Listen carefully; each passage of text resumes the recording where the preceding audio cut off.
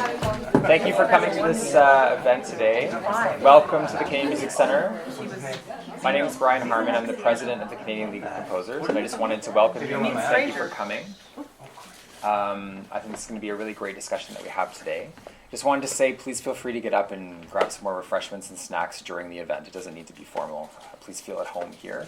And just wanted to introduce Chris Ledois, who's our moderator for today, and who's going to introduce the event. Thank you very much. Hi everyone, this is a really good turnout. I actually wasn't expecting this many people. This is great. We are here to discuss the relevance of new music and its role within the other arts and the great arts community and society at large. And to that end, we have a panel of people that are connected to music, but that's not necessarily their main focus, which is what we were aiming for. I'm going to let everybody introduce themselves because I actually don't even know half the panel myself.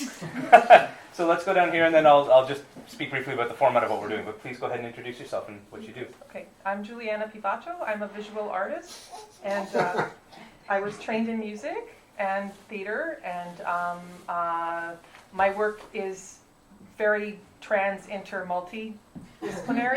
I work with sound, I work with sculpture, and I also do primarily drawing and performance. So that's my practice, and I teach at University of Toronto Scarborough. And this is Zeno, and he's with me right now, but I'll give him to his father in a second. My name is Andrew Cividino. I'm a filmmaker, a writer-director. I work in both the commercial and narrative spheres. I've just completed my first feature-length film that premiered recently, and kind of on to the next right now. Hi, my name is Laurence Lemieux, and I'm a co-artistic director of a dance company called Coleman and Company. And I'm a dancer and a choreographer and a teacher, and also we run a center called the Citadel. It's a center for dance in Regent Park. And our dance company works with various choreographers, but myself, Bill Coleman, and James Kudelka, and all are three very active creators that tend to always commission new music.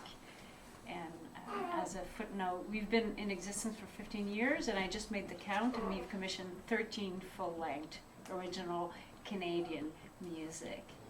Composition. Yeah! Get it in there. Bravo. Linda Catlin Smith. I'm a composer of contemporary classical music, acoustic, normal instruments. I have also had experience working multidisciplinarily with a group called Urge that I was part of for 15 years, and that was a collaborative, non-hierarchical ensemble of women in mixed disciplines. So I have some experience with that, but mostly just composing. And I'm Miles Baker. I'm the managing director of the Toronto Comic Arts Festival. So I'm actually not an artist. I am an arts administrator. And we do a festival about comics and graphic novels every year at the Toronto Reference Library. It was just this past Mother's Day. And our next one is the weekend after Mother's Day in 2016. But we also do international missions in Japan, the UK, and France to promote Canadian comics overseas. And 20,000 people came to the Reference Library this past May for our festival. Great. Okay, so I've got 5 questions that I'd like to pose to our panelists as a group. I'd like to get a response from everybody and then some audience questions or reaction.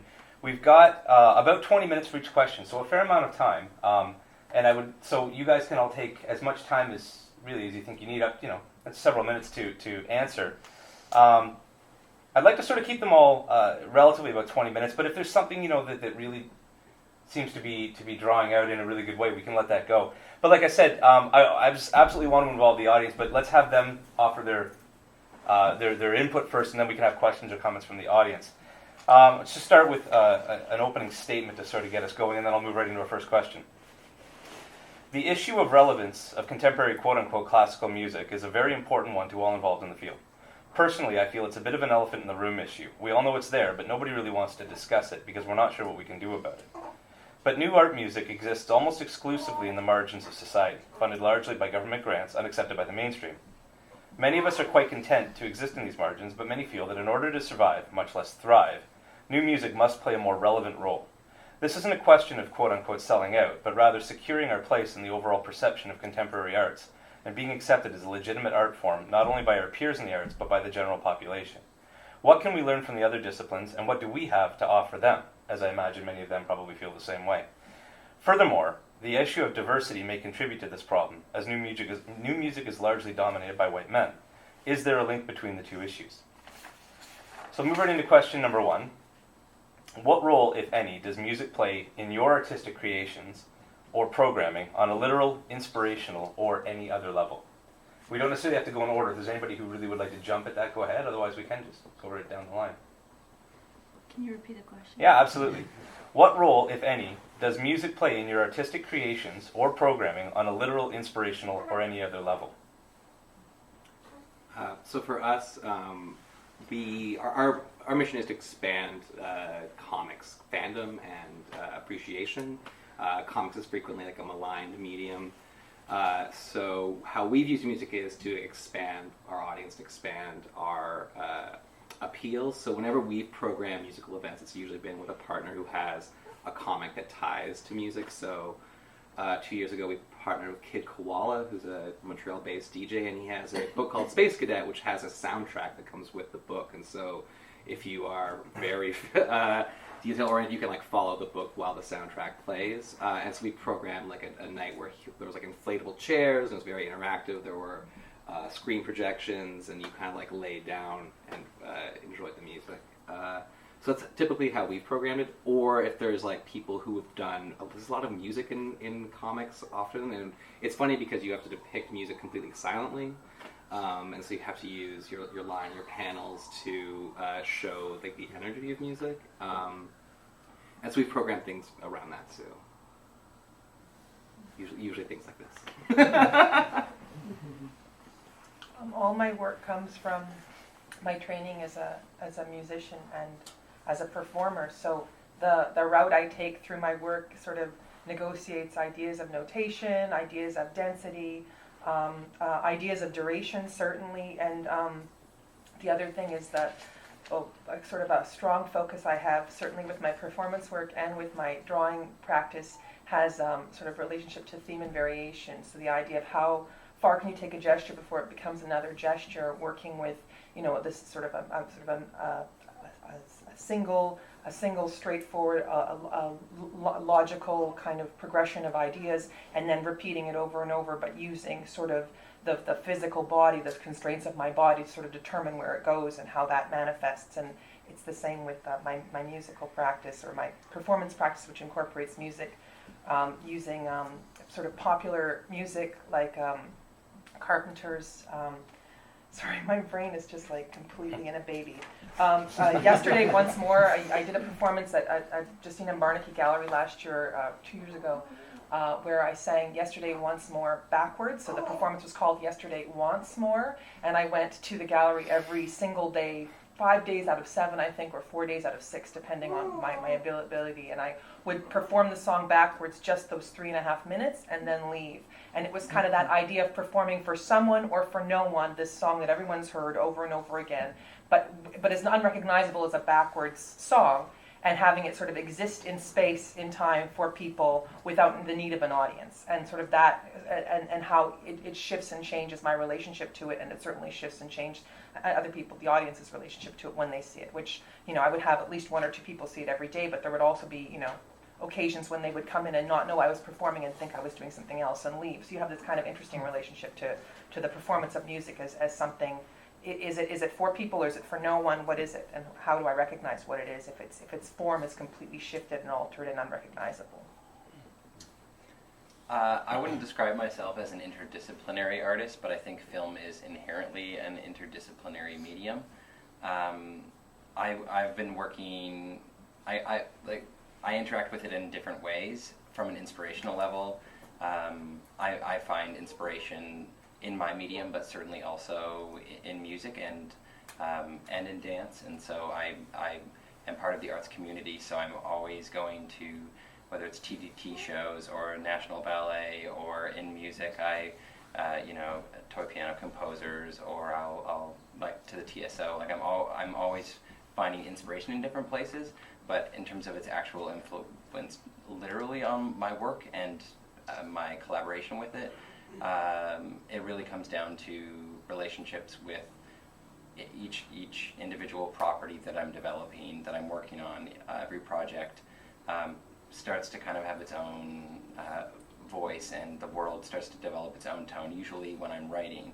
And I'm listening a lot to music while I'm writing, and that influences the writing, and in turn, the kind of music that I want for the piece. I mean, music is really important for narrative cinema, so from the ground up, I'm always thinking about how music can be a part of it, and that relationship with my composer starts as early as the writing phase, but really starts to kick in, especially once we've actually shot the film, and then right through the months and months of editing, there's a very strong collaboration back and forth, and the music influences the way the film is cut, the way the film comes together, so the actual pace and tone and character of the entire film is impacted by the way the music is written. So that's a really important collaboration for me, and I work closely with a particular composer in the new music community, Chris Thornborough, but we also collaborate on my last film, Sleeping Giant, my first feature.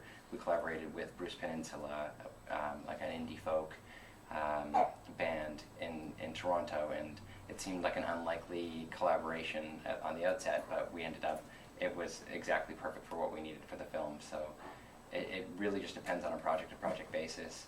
The commercial work I do, we used to hire composers to do it, but budgets have come down so much in previous years. It's so tight, and there's so much stock music out there that it's really hard to find a way to make a case for composing original music for commercial content.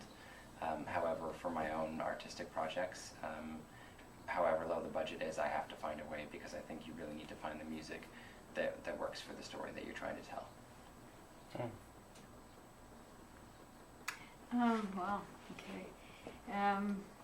I think I was really lucky to grow up as a dancer, and I danced for the Toronto Dance Theatre for many years, where I saw or witnessed original composition being created for a choreographer. And in dance, or at least in contemporary dance, you see a lot of either choreographers responding to a piece of music and choreographing to it, or then to me that looks like, the composer will be servicing, no, I'm not explaining myself. So like, there's very different ways to collaborate, and often I see, it's rare that you see a true collaboration where a choreographer will just say, here's my idea, and please create something. What often happens is that, oh, could you make that quicker? Can you shift that? Can you do that? So that is, to me, a bit less interesting, because it's more like servicing a piece of choreography. I've been lucky to work in processes like, for example, James Kudelka can choreograph to a piece of existing music, but then he's a great collaborator in saying, okay, here's my idea, please compose, and the composer composes, and then he waits, and then when the composer is composed, then he will respond choreographically to that. And that to me is more interesting, because the composer is not just there to service a piece of choreography, but to actually respond, like a lighting designer responds, or a costume designer responds. I find that in my field, I see a lot of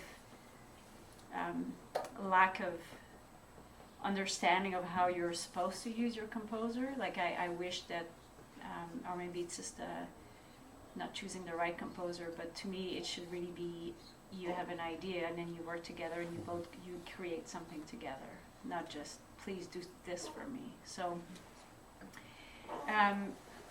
I personally, I'm more of a choreographer that likes to respond to an existing piece of music. So, but then I worked in very, very different ways, where I would work completely in silence, and then a composer comes in and says, "Oh, here's this," and then you just go, "Oh, okay, sure."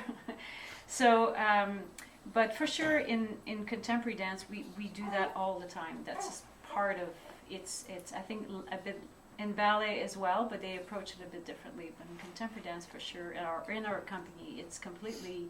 Almost every new work is we commission a composer to create a piece, like not just to. It's not just sound to make the choreography look good. It's actually collaboration that we work together. So, As a composer, obviously music is at the center of what I do, but I wouldn't mind speaking just a little bit about collaboration because I've been involved in a couple of situations. For the 15 years with Urge, which was a singer, performance artist, a pianist, a flamenco dancer, percussionist, choreographer. So we've had a mixture of people that we worked together to create from the ground up. But my role was not as composer, so we all created everything. We all made the music, we all made the drama, we all wrote the words, we all created movement. This takes time. So true collaboration like that, where everybody's doing everything, even if it's one-on-one. If you're both going to start from the ground up, which I did once with Marie-Josée Chartier, we created a piece together, Exiles, a Book of Questions.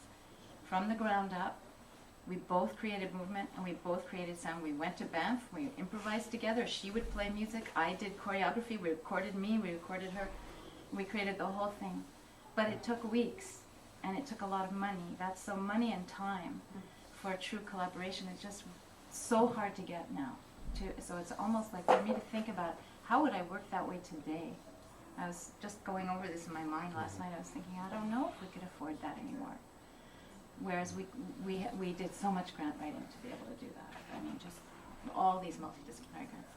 So that kind of collaboration takes enormous cost of time and money, but it's so worth it because what I learned as a composer from pushing into these other fields really affected me, and it's helped me a lot, even though I haven't continued to be a choreographer or a singer. It so pushed me to have to sing because then I wrote an opera after that. And what did I learn from having been a singer and working in voice every day for 6 weeks, training and doing flamenco every day and doing movement for every. This all, when I did my opera, I was brought in every day to do movement with the singers and warm them up physically because of my experience with Urge, even though I'm not a dancer. So this training, maybe this goes actually towards something around access or accessibility, but training in other things is vastly important, I feel. Okay, let's move on to unless anybody's got any questions, we can move on to the second question. I mean, that was sort of an introductory, I think, question. Done that one. Click, check.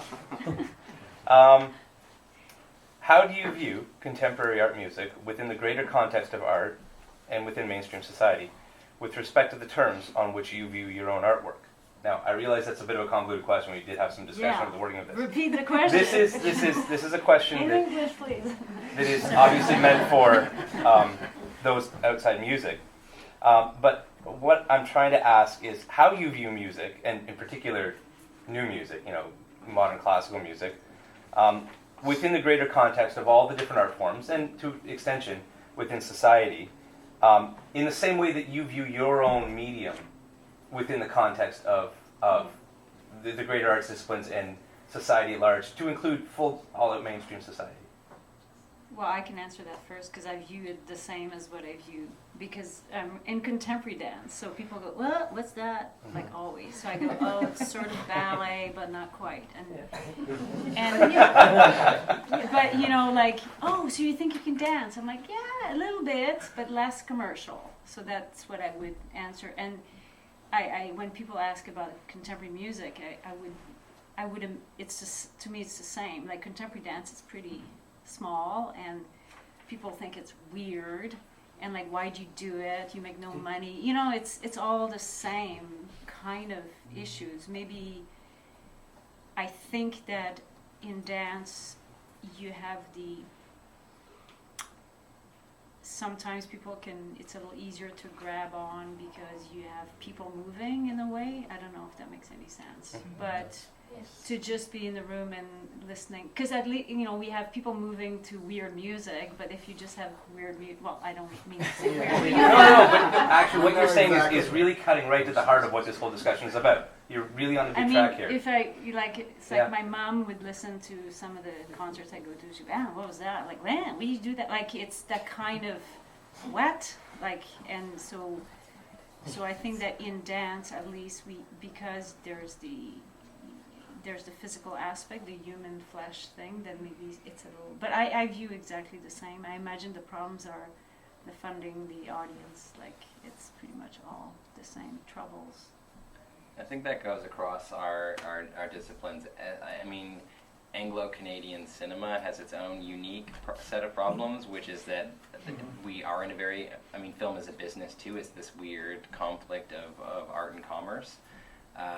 But I think the same issues that new music faces, that we face, is what the mainstream perceives us as and how they choose to engage or not engage with us. So independent Canadian, like English Canadian cinema in particular, there is no worse audience for it than English Canadians. Like, you have to go. It's a weird thing, and I don't know if it's a Canadian identity thing or what it is, or and maybe in some ways, in our case, there's this almost. We attempt, like, we all probably spend more of our time writing grants than practicing our craft. Yes. That's the nature of our business. But when we actually get our work out there, it seems to have to go out into the international sphere to be embraced or accepted or understood and validated before it can possibly come back here and do that. And for us, it's because we have this huge push of American media that's challenging us, and we don't have the language or cultural barrier that Quebec has for itself. There's a sense of, there's a nationalism there and a pride in protecting and embracing a culture that allows Quebec to have its own cinema, and that doesn't really apply for the rest of Canada. And I think there's a stigma around English Canadian cinema. So we all face those same challenges of trying to create art in an atmosphere. For us in film, there's a huge challenge even to getting our work. You can't really practice film in the same way. You can't sit down. You can sit down at a piano and you can practice it, but film is inherently collaborative and typically requires a fair bit of apparatus to achieve. So even to practice your craft and to work on your art requires already resources, which are scarce. So those are the challenges that we face, and I think it ends up we're stuck in this feedback loop of a government dependence that kind of ends up maybe removing a meritocracy, and there's this weird cronyism with an older generation that's making films that aren't engaging us culturally or commercially, but they keep getting a chance to do their thing over and over. And I think hopefully across I see Chris, and I see I've got a limited window into the new music community here, but I see a community that is together and supporting and inspiring itself. And I look at what's happening with our generation of filmmakers, and I see the same thing happening, and we're starting to poke through. For us in film, it's internationally, some of my friends have done things that have been really impressive accomplishments now and are getting noticed across the world, and I see the same thing happening. I think it's within our own communities that we need to kind of, I guess, elevate each other, and a rising tide raises all ships, and it's got to be through that support that we get through this period. Trail off center. Yeah, but the festival has many purposes, but one of them is to actually give creators a place where they can meet other creators, but also to make money. We spend a lot of time trying to figure out how to get enough people in that door so that every creator who exhibits at our festival can pay the rent that month or more. So that's a big part of what we do. The other part what we try to do is to grant legitimacy to a medium that, like, oh my god, if I read like another headline that's like, zap, ping, wow, did you know that comic books aren't just for kids? Like, I will just rip that paper in half. Because it's been, but that's what it's like in Canada, North America, in Europe and Japan, the medium's very different. And so what I see with a lot of new music is I feel also maybe a different but similar sort of fight for legitimacy. And how we've done it is just by finding people new hooks into comics. So if it's a different topic, if it's by bringing in newspaper cartoonists, we had Lynn Johnson who did For Better or For Worse for decades last year, and tons of people who had never been to our festival before came to the festival because they've read For Better or For Worse in the newspaper for 25 years. And by having a very strict curatorial eye for what we do at the festival too, we get 700 applications and we go through all of them, and if you get in, you have a pretty good package together. So we try to put the medium's best foot forward and bring these people who you might already know to try to, rising tides so that everybody does better because there's a bigger market for what we do. Okay, I have a really, really, really hard time with the term mainstream society, and I'll tell you why.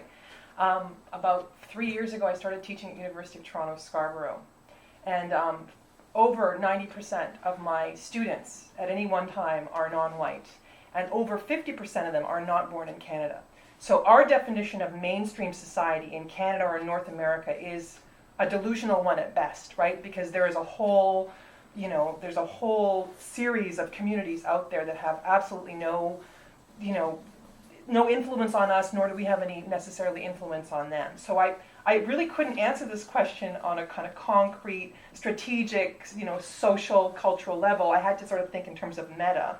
So I just sort of thought in terms of density and saturation, variable density, If you think about what sound is, right? Sound is just a tool that's used to displace matter one way or another. And I found the quote from James Bunn, who wrote Waveforms, which is, sound is a form of wave that moves through the air, blah, blah, blah. You talk, for example, your vocal cords move air molecules back and forth. The vibrations of these molecules set the adjacent molecules in motion, which sets the next set of molecules in motion, and so forth. A circular wave moves out from your mouth, a wave that looks very much like ripples on a pond. The only difference is that the wave crest that is moving out is not a raised portion of water surface, but a denser region of air molecules. So as a sort of trained as a sculptor, I thought about density and the negotiation or manipulation of materials. So sound, noise, music, continuous organization of noise into systematic forms, and how that reflects to organize material, which is disorder. So noise is disorder. It's not ordered to us. If we just hear ambient noise, it's not in order, so we have to organize it. That reflex sort of transcends all disciplines, right? I have a reflex to organize gestures on paper, which could just as easily be mistakes or a pen exploding in my bag. And other people have a reflex to organize, tuning systems to sort of create some kind of sense out of that. And I sort of thought, it's such a strange reflex to need to create order. So how to sort of think about, these disciplines as having this in common. And then the other thing is, I couldn't really understand how to view my own artwork in terms of mainstream society. I could never really negotiate that. Not the entire time that I was in school, not the entire time that I've been working professionally. I could not negotiate the idea of mainstream society because there isn't one, right? There are versions of them. There's this kind of provisional, just transitory nature of mainstreamness, but it really doesn't have any kind of solid that you can grab onto. So to speak to that, you're sort of already speaking you're sort of speaking historically. You're not really speaking to a kind of a presentness or an embodiedness, right? You're speaking to something that's already happened, and I just don't want to live my life like that, right? So I kind of had trouble with this question, and the only thing I could do was answer it on a material level, and I think I did. So that was it. I made notes. Yeah, that's it. That was it. Yeah. Linda, do you want to speak to this one at all? What I liked a lot was when Laurence was saying, people think it's small and kind of weird, and they go, what? And I was thinking to myself, those are the kinds of things I like. And I thought, that's the gap in a way, is there's people who love the small kind of weird, what the heck is it experience. And then there's are feeling that there are other people that want a different experience. So I just wanted to say, yeah, to those aren't negatives to me in a way, right? Like those are actually extremely positive, and the more of that, the better. Absolutely. And so then it becomes, well, can other people want that too? And then it's about access. It's just, making sure people who are interested in the small kind of weird, what the heck, get a chance to do it or hear it or feel it. Oh, sorry, no, go And ahead. you see that happening with performance art, right? Like 15 years ago, there was no such thing as what's it called? A flash mob, right? That is a performance art event, right? And that's happening. People are doing that just to upload it to YouTube. And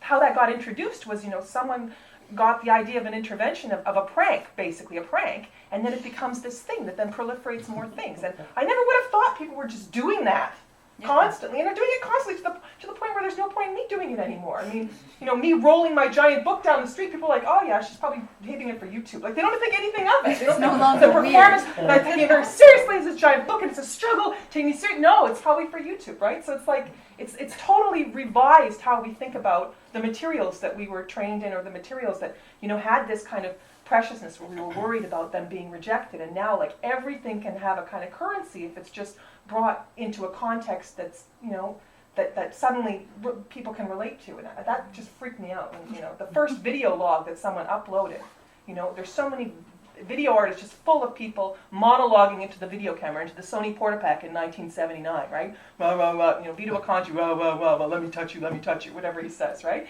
And now, video logs became this huge thing in like the early 2000s, which, all of a sudden it became nonsense. It became, like everyone can do it, so therefore what does it mean? And I thought that was amazing how it completely sort of reorganize that information to mean something completely different. So now when I show my students a Vito Akanji video, they go, oh, like, what was he doing? He couldn't upload it to YouTube. Why is he just doing it for himself? And it's hilarious, right, how it completely reorganized that information. That kind of access to, the whole YouTube thing, everything has changed, and the democratization of our ability to kind of proliferate our art it's a double-edged sword. It's amazing, but the noise floor in my medium has come up so significantly. I often wonder whether a Scorsese or a Tarantino or a Kubrick would be discovered today, or whether they toil away in obscurity making their little videos and posting them on YouTube for nobody to see. There's this weird relationship between, art is in some ways an inherently elitist thing that needs to have an audience. There needs to be the creators, and there needs to be an audience. It can't really be a 1-to-1 ratio. It can be, but it can be. But Can be, and it is. Yeah, but that's the that's changing what we're space getting that to we're in. with this question. Exactly. Yeah, and this is the whole relevance. Not if anyone is going to be treating it as a profession, anyhow. Well, that's right. Yeah. And so that's the space that we're all occupying right now, which is really interesting, and we're, I guess, part of why we're here. Yeah. And I don't have any answers. No, I don't either. That's what this question is sort of getting to, and you're right. Mainstream is a very difficult word, and we struggle with that. We're preparing these questions, but we left it in because of those implications, and that's what we're getting to, is the relevance within that. And like you say, it can exist on a 1-to-1 level, but inherently it needs an audience, and so that's what I'm trying to get at with that question. Does anybody have any comments or questions to put in at this point? We're ahead of schedule, so we actually have time. Okay. There's just one more thing on the word relevance. I just keep having echoing in my mind of that composer friend who used to always say, please God, let me be irrelevant. And because there's a certain, when you're deep in the margins, there's a lot of freedom there. Right? So that's one side of that coin, which I like to think about. That's getting into a grass is greener on the other side argument there, right? No, you don't think so? Okay. So. I think one can clearly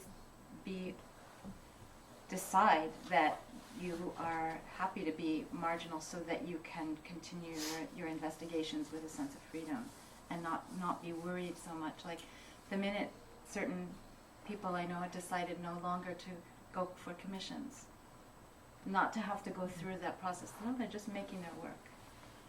And that's like a decision to one kind of marginalization, or a decision to only do works for certain performers.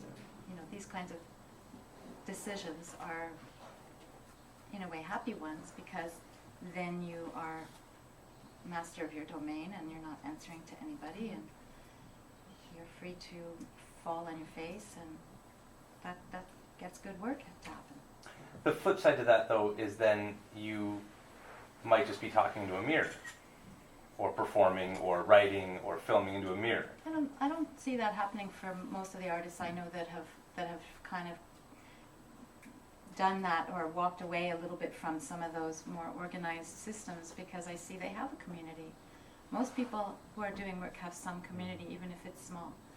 And I think that's worth its weight in gold, really. Like, I think if you have, it's not for me about how many people show up to the concert, it's really the quality of experience that's had there, even if it's 5 people. And I've often seen that. How often have we all? I think we've all probably seen that, yeah. And it to me, that's not unimportant.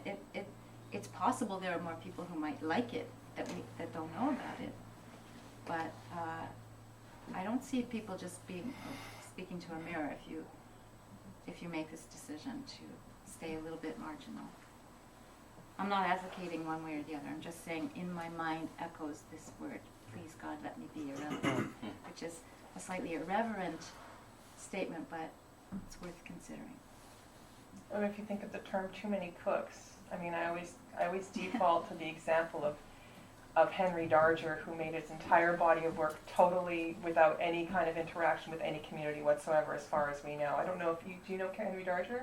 Names are familiar. I know you would know if you saw that, but I mean, he was raised in an orphanage. He there's some debate, but there's whether or not he knew that women or children, female children, had different genitalia than male children.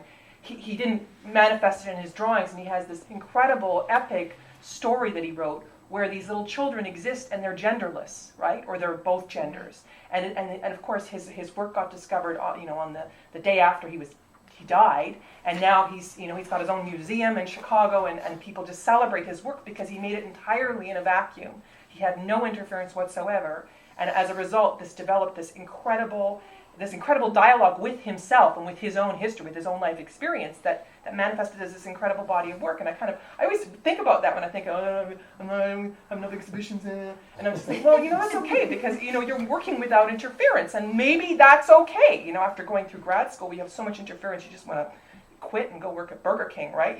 There's something kind of wonderful about. I think it is okay. Yeah. There's something wonderful about that, that flexibility there. You don't have to speak always in a dialogue with other people. There can be that moment when you recede and you just poke around and just think, and that could be a couple of months, or it could be a couple of years, and then you return, or maybe you don't. Maybe you just leave your stuff in your will to someone who can then do what they want with it, paint for their walls with it or something. There's that constant tension there, and it's really hard. If you can find a way to engage with the community, but still work like you're on the mark, like to be true to that, that would be a gift. But it's really hard to do. I think from the time you're writing your grant or pitching your project or whatever it is, you're already being, like winnowed into this. You're being narrowed immediately, and not just by your own internal dialogue. By you're writing a grant for a specific agency. You know what they're looking for. You know what their mandate is, and you want to get the grant to get your work made. And all the way through out to the other side, where I've had a film that's out in the world now, and I read the reviews of the film, and those influence me. And you're being all along the way. Every time you exhibit and you share something, that dialogue, the way that it comes back, it's hard for that not to have an impact on your work. And I mean, it can be a positive impact, but to find a way, like you say, to work internally, at least, to find a way to do it so that you can just be on your own course of discovery and expression. I mean, if you can, that's a great thing. There's a question? Sorry, I just wanted to speak to the discussion that we had about relevance and mainstream. And I think interesting because those two words are related, in that I feel like often we'll think of something as being mainstream if it's relevant, but those two things are also moving targets, and that it's kind of, if you're shooting for something that's mainstream or relevant now, kind of by the time you're done, it may not be relevant or mainstream anymore. It's true, like we have this in contemporary dance right now, but I think it's changing a bit, but there was this whole no movement. We're not moving, we're just, that's dance. I mean, anything is dance movement. And so, in our company, we do a lot of works that actually have steps and things you have to do. And so we had this joke going, we'll keep on doing the dance, and then when I'll come back in fashion, we'll be ready, because we've been doing it all along. And so I always tell my dancers, don't worry, we'll be fashionable in about 5 years. But that's an interesting, because basically what it means is that the choreographers are working, they just want to do what they want to do. So if they want to do a lot of movement that's technical, they do that. And if you start to worry about what's cool, then that's a really slippery slope for us. Because anyway, nothing is cool, and there's no market anyway. So in a way, and I'm sorry if I sounded like, oh, it's weird. It's not that I think it's weird. I like the weird, but I also have to sell tickets because I run a building, and so. And it's okay, like the thing you do a show, there's only 5 people, that's okay. It's okay because those 5 people are more important than if it was 100. But then I'm stuck in the economic of paying rent and all that. So that's where the balance shifts a little bit. I think you were talking about this too. So it's like you're trying to sell the work or trying to make a living out of it. It gets complicated. But the mainstream thing, we're very lucky because I don't think we're mainstream. So in a way, we just do what we do. Sometimes people like it, sometimes people don't. And it's okay, we keep doing it. So it's finding, I mean, when I was listening to your question, it's true, all the composers we've commissioned are all white male. I mean, that's one thing I should add to the That's equation. our last question, and I've got extra time actually saying Yeah, that very yeah, question, yeah. But, We're going to come to that. Okay, sorry, I'm jumping the gun. Okay, never mind. That's okay. So, Yeah. I think the experience also definitely, I think we would all agree it changes when there's five people Yes. or 100 people. Yeah. For better or for worse. Yeah. Huh? Yeah. No, but I mean, sometimes a huge congregational experience is phenomenal and it's uplifting, and sometimes it's just too overwhelming and it's like it's agoraphobic, and sometimes all you want is 5 people, or sometimes all you want is yourself, and it's just it's not that 5 people having the same experience is better or worse, or 100 people having the same experience is better or worse, but either could be better or worse. Mm-hmm. Okay, I'm going to move us on to the next question. Just keep us on schedule here. And this one is a little bit more of maybe a more interesting question. How do you see your own particular art form used or incorporated into other art forms? Is it through collaboration? Have you had to raise awareness of your practice among other disciplines, and if so, how did you do so?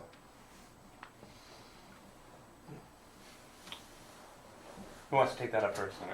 I really liked what Linda said about collaboration. Mm-hmm. That true collaboration takes so much time, because there's a lot of collaborations that are just like, okay, I got you, let's get to do it. Write the grant. We got 5 minutes, right? And then there's like other collaborations, which it's like someone thinks they're going to collaborate, and then the other person just sort of directs them, and which I've done. I've had so many collaborations like that. I've just like so. But it's interesting, like. If you are working to try to sort of work in multiple disciplines, I find that people are genuinely interested when you know something that they don't, or when you have skills that they don't have, and they just start on a basic kind of skill sharing level. Like, what do I have that I can offer? What do you have that you can offer? And then just work from that, as opposed to sort of assumptions about what a discipline is. Like what Laurent said about, working with a composer and actually working with the composer, as opposed to sort of taking them and going, you sit there, give me something in C or whatever, you know. And I kind of find that it's a real problem that a lot of people don't understand what collaboration means on a fundamental level. That collaboration is like a marriage. It either works or it doesn't. And if it works, it means you're working all the time. Nothing's just floating, right? So I find that, yeah, it's an interesting question on collaboration. But how would they know how to work if they have no experience of seeing how it should properly work? So a lot of, dancers will go to school and take a class, and there's a pianist playing and then they do a piece of choreography, and there's a recorded piece of music, and they dance to it. And then at school, at least you will never have the experience of, unless you go to a good school and then you have a music composition class, and then you can actually get a sense of that. But as I said, I was lucky to learn from more experienced choreographers who grew up in an era where it was just, oh no, that's what you do. You just collaborate with composers and they compose music for you.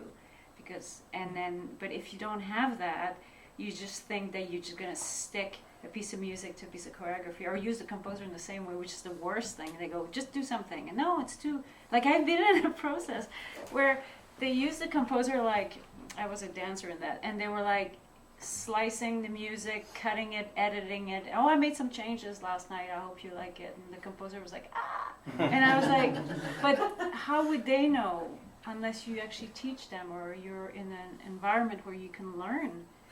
I think everybody should get to take music composition in high school. I think you should just have a chance to make music, and you should have a chance to take dance, and you should have a chance to take visual art, and to make films. People should just have a chance to see what it's about, and then they get some insight into, making sounds together. I got some idea about that. I could make my own sound for my film. I'm going to do that. But further than that, also not just touching on the art form, but being an experience where you see real good collaborators working together. It's really impressive. Really impressive. I've seen it. I've witnessed it. With even a lighting designer, and the choreographer sits there and just is, oh, I didn't imagine that, but oh yeah, that's interesting. So they're being pushed around, and that's good. Because they're open to to suggestions. But you have to witness it and see it and go, oh. So then next time I worked with my, lighting designer, I wasn't bossing him around because I thought, you're not supposed to do that. So you get to a different place, you surprise yourself, but that's the part that often, is not. It's 2 words, right? It's just 2 words. To collaborate successfully, you need 2 words. Yes, and. And the people who produce that in a kind of spontaneous, or the example of that is live comic improvisers, the non-misogynistic, non-racist ones. Anyway, live comic improvisers who have to work with something thrown at them from the audience, right? And they have to produce something that's going to be funny, and it's happening now, and they have no time for sets or anything. And all they can do to each other is say yes and, yes and, yes and then it works. And the minute you say no, and you shoot down someone else's idea, the whole thing just nosedives, and it's amazing to see it live, because you go, oh, I know, So those 2 words, exactly, you said yes, and you added to it, and that's, learning that takes a lifetime. It's really hard, because the reflex is always to push your own ideas, and make sure that you get noticed, or that your ideas get the forefront, and it's a really hard thing. It's kind of crushing to actually be able to work completely fluidly that way. And when you're working in an interdisciplinary manner, you speak different languages, so there's that added layer of, there's a language barrier there and a lack of comfort, and you really need to have a lot of trust in that, because you have an idea, you hear, whether it's a melody or in your head or something has been recorded, and you want it to sound more like but you don't know what's the musical term for and being able to communicate that with your composer or whoever you're working with, and then you see them communicate it in whatever Italian word they're using to communication is huge. And composers collaborate all the time, because we're always collaborating. If we're writing instrumental music, we're collaborating with an interpreter. So we're used to that aspect of collaboration, because it's not done when we finish the notes. They then bring their whole thing to that, and we can't, just like with the lighting person, we're not there to push them around and say, no, play it like this. We don't tell them how to play the instrument. We listen to what they bring to the table, and that's a yes and situation. I'm going to push us on to sort of the second part of this question. Have you ever felt the need to advocate for or raise awareness of your own particular discipline in a collaborative situation? Or sorry, not within, not necessarily within a collaborative situation, but just in general, like maybe to promote the idea of a collaboration with somebody else. Have you ever felt that your discipline is either unknown or just, like I said, feeling the need to advocate for it? I kind of feel it's for us, it's the other way. Like it's really rare you're asked to create contemporary dance for another medium. Like I'm trying to think, it's rare. So for us, it's all about bringing people in, and so I would say the other way. I often advocate for, hey, this is For how the other you, disciplines. yeah, this is how you're supposed to work with a composer. You're supposed to actually listen and try it at least once, and then try it. You know what I mean? So it's rare that we. I mean, I guess for film, perhaps you'd be. Yeah, then you become more like a service. Like I need a sequence, a love sequence that lasts 2 minutes. Sorry. No, that's and then you go, and then it's a whole. Sorry, I could do that, but it's a whole different thing. That's like a completely different way to look at creation. It's like you're just delivering. It's like doing a wedding dress. Okay, I'll do that. So I don't know if I answered the question. I don't think our film's a weird discipline in that everyone is aware of it and it's a very mainstream commercial thing, but when you're in the more independent side or art or experimental or whatever it may be that you're doing that's outside of a mainstream genre, then you have this weird thing where you do need to try to raise some awareness about that, but it's really hard to make a case for it or have understanding when everyone has a very firm idea in their head of what a movie is. You could say the same thing about most disciplines, though. I mean, certainly with music, you've got the pop field. With dance, you've got, all the stuff you see on TV and whatnot. Absolutely. But I'm talking specifically within the other disciplines. To go and make the case. Yeah, not just society at large. Yeah. I mean, feel like it's the reverse for us film, as well. It's more of, I don't have we typically go and try to find people to work with us, and I don't have many people from the other space coming and saying, hey, will you create with us? We're reaching out into the music community, apart from music videos, which is a whole other sphere in pop music. There's no one really reaching into our community. Would you like to see? Oh my God! Other If somebody came in and said, "Hey, I've got this piece, and I think it would make a really interesting. I'd love to have. I think this could be a film, or this itself could be an experimental piece, and that would be a collaboration that I would be very business excited card. about. But that's interesting though, because you wouldn't. You're right. I think certainly for dance and film, it would seem to go in one direction rather than the other. I mean, Miles, I wonder if you might have anything to say about this, because you were saying earlier that you said something about struggling for the legitimacy of the form. Yes, I think our mission statement is to promote the breadth and diversity of comics and what is considered comics to as wide an audience as possible. And typically, how comics have been seen in our society has either been through newspaper strips or superheroes. And how we are seen most often right now in terms of that is the big blockbuster superhero films, which are sometimes very fun. I like many of them, but they are built on creators who are not getting paid for any of that work. It is gross. And so you sometimes see like really great examples though where the creators are involved in their adaptations, and I think you get better products. So can you give an example? Scott Pilgrim versus the World is like the easiest example. That's also Edgar Wright, who is just maybe one of the best filmmakers working right now, also on the project. But Brian Lee O'Malley was still working on the last book as the movie was coming out. He was on the set nearly every day, working with Edgar on the script and on how the movie should feel. There's also a local movie. It's actually set in Toronto. That Benjamin Rivers. I forget the name of the director. I'm sorry. Called Snow, and it's set on Queen Street West. And again, Ben was involved in the creation. It's an hour long, but it's a great adaptation of that shorter novella, and it is more true to the work than a lot of examples you'll see in Hollywood. So how do you advocate then amongst other disciplines, or well, for us it's there's been a big shift in comics. Or do you even, I should say as well?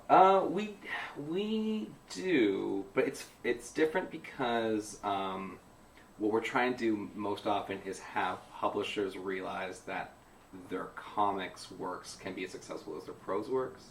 So about 10, 15 years ago, big publishers like Penguin Random House and Scholastic and Simon & Schuster started looking at, especially kids comics, as a new market that they really hadn't touched, and there was the breakthrough success of a book called Bone by Jeff Smith, which is like Looney Tunes meets Lord of the Rings. It's really awesome. And it was written for adults originally, but Scholastic published it and sold like millions of copies. And for years in education, there's sort of been this problem where typically boys kind of stop reading at about age 9, and educators have identified comics as a great way to get young and reluctant readers in on that. And so the big publishers all like jumped on that, and so you saw a lot of the bigger publishers who typically would never have done comics starting imprints and start actually paying real dollars to cartoonists who had not really seen that before. And so the flip side of that is that like, a lot of those companies have these imprints, but they're the smallest subsidiary in the big company. And so what we try to advocate is like, please give us money to market these books. Like, not you're marketing them, we're just going to put up this guest so that they can be here so that you can promote the work that you're already doing.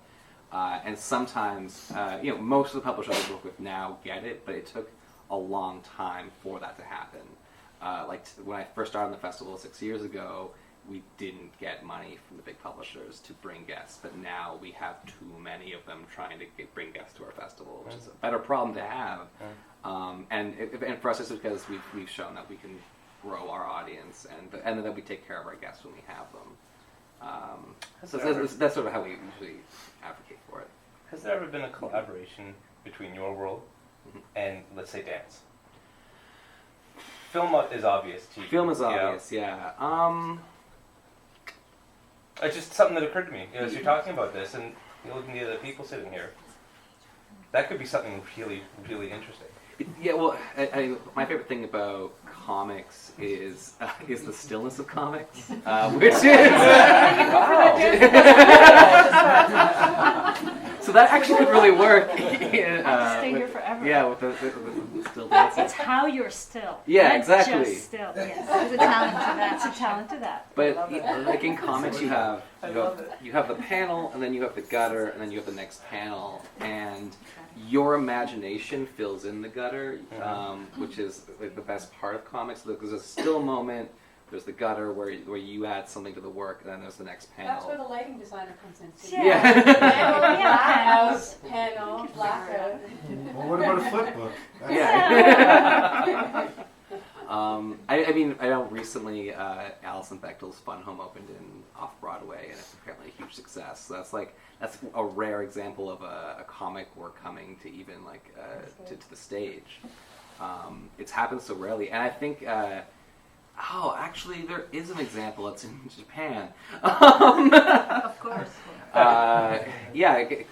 In North America, comics is really, really generally outside of literature, but in Japan it's a much different scenario. And so there's a thing in Japan called Takazuka Review, which is like an all-female dance troupe where historically they've integrated manga, which is the Japanese word for comics, into their performances. So there will be like manga sequences that are projected in the piece. And so when I saw it in Tokyo, it was a crazy adaptation of Midsummer's Night's Dream. It was so good. I've never seen a production with such stage values, and like so many dancers and performers and stagehands must have been involved in the creation of it. And that's just because I feel that like in Japan, everyone reads comics in Japan. There's comics produced for everybody at every age level. Like there's a specific word for like old man comics. I don't know what it is, but there's a word for it. So in other places you'll see things like that, but not North America yet. Okay. It seems just a right field for collaboration, especially what we were saying about margins. I'm going to move on to the next question. I'm going to change it a little bit because of what we said around here. I'll read your initial question first, but I'd like to sort of break this into two parts. The initial question said, based on what we've just heard, how can we increase music's relevance to the greater artistic community and by extension to society at large? But I'd like to alter that question to at least start by saying, do we even need or want to? Because what I'm hearing around here is a lot of different viewpoints, opinions, beliefs. I mean, I think it goes everywhere from a personal opinion up to an ideology and that whole scale in between there of do we want to? And then I would then like to try to answer that because I'm sure there are some people that, yes, would like to increase relevance, music's relevance to greater society at large. So I would still like to tackle that. But let's start. We've got a few extra minutes on do we even need or want to? I can just talk. Yeah, go ahead, please. Yeah. I've just spent the last 3 years teaching, and it's really kind of warped my ability to think sort of exclusively about studio practice. And one of the things that I do regularly is if I'm teaching a discipline, I will show them work from other disciplines that is about that discipline, but not directly. So that they understand that if they're drawing and they're interested in drawing, that they need to see graphic novels, and they also need to see graphic scores, right? They need to see Xenakis, they need to see, some really experimental scores of composers I cannot think of because my brain is full of baby. But there's this idea that, you're looking for a discipline and you think you have to master that discipline based on the tenets of that discipline. And some of these, all of these kids, they don't know that there's a whole other world this way or that has, similar material structures, and that's how I kind of try to sort of subliminally push, music and contemporary music and experimental music practices sort of out through sort of the porosity of, the disciplines that I'm teaching. And I find that that's a kind of really interesting thing, because they'll come to me, a year later or 2 years later and sort of bring up that they pursued it or whatever, and you sort of think, oh, that's good, that something they would never have been introduced to. They've been introduced to because, I knew about this and I was able to do that. But that's the only example that I have. I wish that we could all find greater audiences for our work. I know that there's the downside of it, but ultimately, it's it's hard to live as a professional in all of our industries. I've seen a lot of talented people leave mine because of the realities of trying to work as an artist, and most of us are dependent on government arts funding, which is unreliable. At best, that's not a diversified, way to live. So I think an audience, I think there is, it sounds crass when you talk about the commercial aspects of our art, but there is just a reality of bread on the table that I've seen too many talented people have to leave because we can't find a way to get it done. And so I think if finding an audience is a critical part of it, not just culturally, but so that we can actually continue to work. It feels like, I don't know, we're fine, I think. Because for us, for example, like we do our shows at the Citadel, and there's 65 seats, and we sell out because we've decided to give it for $20 because we can't just be bothered trying to convince people to pay $35. So now it's $20, people come, it's great shows too, but I'm more interested in accessibility of people, especially in our neighborhood in Regent Park, so you can come and it's not too expensive. I'm not interested so much about the revenue side. The revenue we just get at other places, privately. But then I want to talk about, if let's say the works that we do, we'd like to put it at the Sony Center, then it's a whole other thing. Then you would have to completely change the kind of work that you do. It would have to have a commercial aspect. It would have to appeal to the masses, like Alvin Ailey or Twyla Tarp, something like that. And then I'm personally not interested in that, because I think then I would completely change the way I work. And that's But it's that's not what I'm getting at with this question. I think Yeah. pretty much anybody in this room would agree with you Yeah. about that, and I don't think any of us are looking Yeah. for that. But there's a large gap between big, like you said, Sony Center Yeah. commercial appeal versus just being relevant. But you're Or being accepted, maybe is a better word. I've used an analogy for a number of years that. that was amazing. That's a great magic touch. I've used an analogy for a number of years that a lot of people don't like country music, but pretty much everybody accepts it as a legitimate form of music. Yeah. I'm not sure that a lot of people accept what a lot of us do as a legitimate form. Well, And I mean, that's I know that there are a lot of assumptions in that, but you see sort of the point I'm getting okay. at there, well, right? then I actually don't care about that part. Okay. Because I think it's completely legitimate for me. So like Maybe legitimate. well, no, it's not the I wrong think word. It is, yeah. if I wanted to be like a big star, I would have changed the medium I work in. I'm interested in the medium I work in. I like what we do, and I accept that it's very. I think it's super relevant. I think it's extremely relevant. Really, really important part of the big picture because it touches people. It's intimate. It's physical. We do it. It's close. It's human. It's not. We're not doing it for the money. We're doing it because we believe in it. How can that be? Yeah. That's the most relevant thing you could do in this life. You know what I mean? Like doing work that you believe in. Yeah, sure, money, but you find the money other. I don't know. I mean, I think of what I love about what you're saying. I mean, you're doing chamber dance. Yes. You know, there's chamber music, there's chamber dance, and Yes. it's perfect. You have Yeah. a perfect space for Yeah. it. I think there is a lot of relevance seen already because we see a burgeoning right now of smaller groups, young groups starting, making their own concerts, commissioning their own pieces, having their own performers and their own community happening around that. Mm-hmm. And when I see that happening, to me that looks very healthy. It may not be more than 60 people in the concert, but that's a community of people that are there because they want to be there. Nobody's like twisting their arm to be there. So if there's 60 people that want to come, or 30 or 5, to me that's relevance. And especially with new work, because new work by its nature is scary for, I remember with when Continuum had that panel and Jordan Peterson, the psychologist, was there, and he was talking about contemporary music and new art and how very basic in our psychology when we're faced with something new that we don't understand, it's fight or flight. We don't rush to the new unless we're artists, and then we do. But audiences who are not in there making it all the time might have a little bit of like, this is boring, or I don't know what it is. So we have to bring people to it one by one through feeling that they belong there. So if they see someone like themselves there, they might, goes to a little bit about diversity too, right? If they see themselves there, they might feel they belong there. But also if they have friends who say, you know what, I went to this great concert at Array Music or at the Citadel, let's try this one. One person at a time brings somebody in. That's, to me, beautiful relevance. Just a community of people who want to go to it, hang out and have a drink after.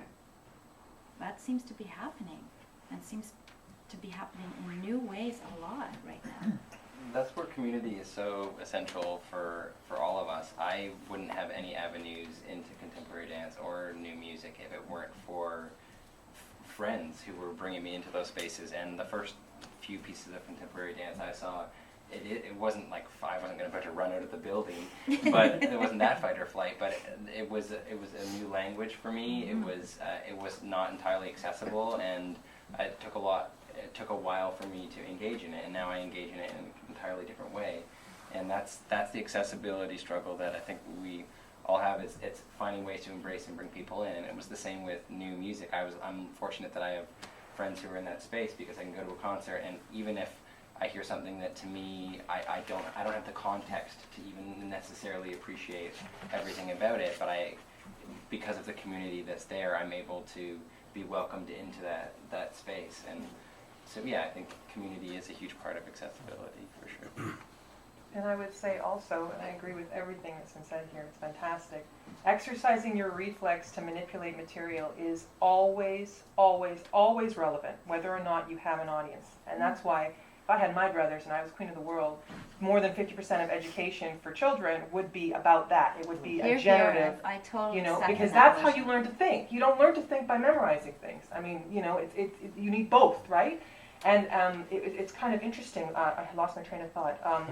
The relevance part of it, you know, it comes down to money, yes, and making a living. And unfortunately, you know, if you look at the history of, you know, creative, you know, efforts, so many people are unknown and discovered later, discovered after death, or ripped off, and then you find out, no, actually Shakespeare didn't write it, somebody else did, or whatever. And I find it's, you know, I mean, I live in a house where, you know, I live with someone who just collects new music, like, it's ridiculous how much stuff we have in our house. If I could just, And so I'm exposed to a lot of stuff.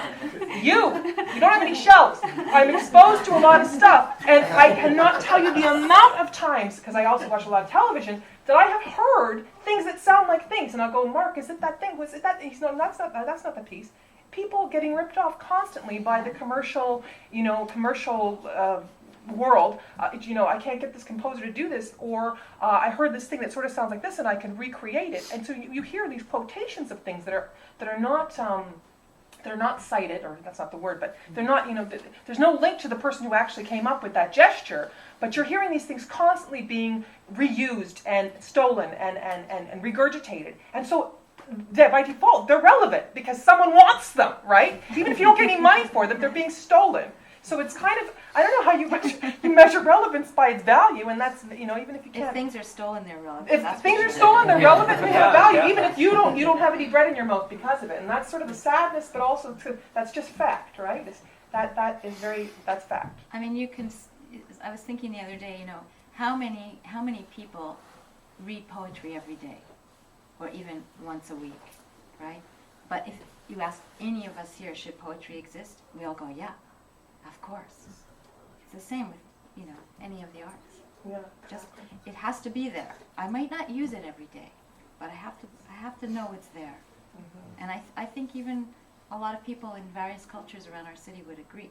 They might never go to a concert, but they would support the idea that it should exist.